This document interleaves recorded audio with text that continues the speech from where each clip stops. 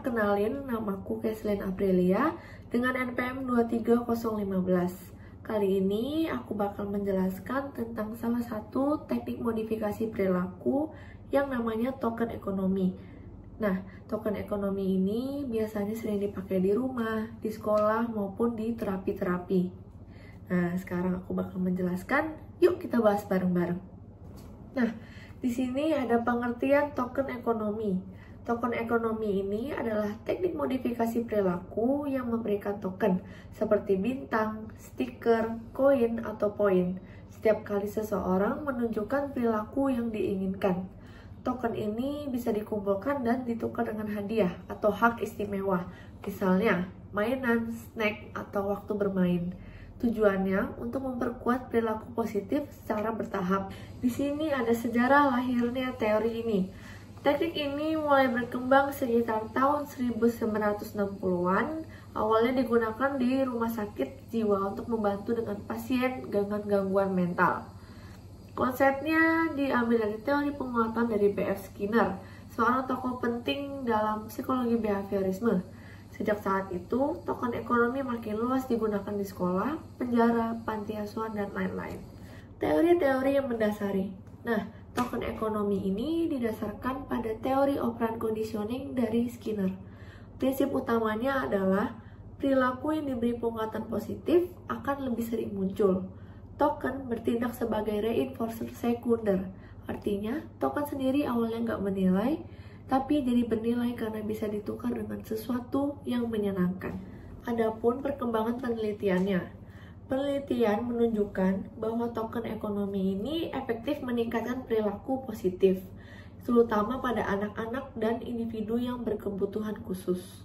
Teknik ini fleksibel dan bisa dipadukan dengan strategi lain seperti shaping.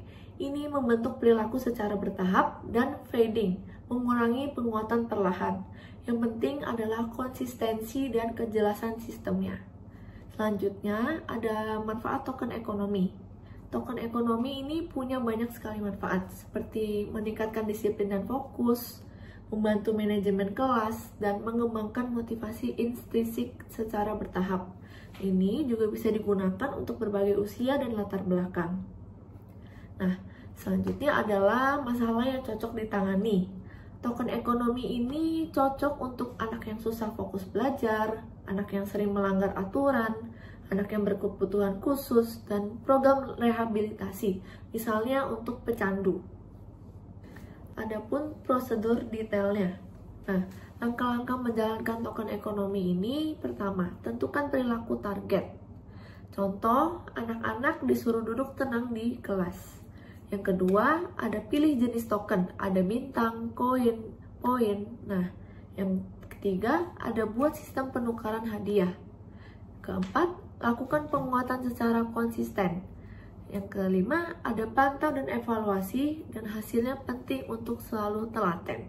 Ada contoh kasus, misalnya di sekolah, seorang guru memberikan bintang untuk setiap anak yang mengerjakan tugas.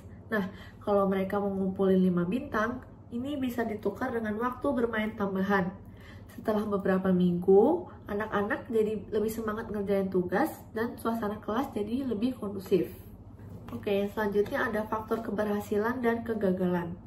Nah, supaya berhasil, token ini harus diberikan secara konsisten. Hadiah harus menarik dan sesuai usia. Anak paham aturan mainnya. Nah, ini bisa gagal kalau token diberikan tidak konsisten, hadiahnya nggak menarik, dan nggak ada evaluasi dan dukungan dari lingkungan. Nah, itu dia penjelasan singkat tentang token ekonomi sebagai teknik modifikasi perilaku. Teknik ini seru, fleksibel, dan bisa sangat efektif kalau diterapkan dengan benar. Nah, semoga video ini bermanfaat dan bisa jadi referensi buat kalian ya. Kalau ada pertanyaan atau mau share pengalaman, bisa tulis di kolom komentar ya. Thank you semuanya.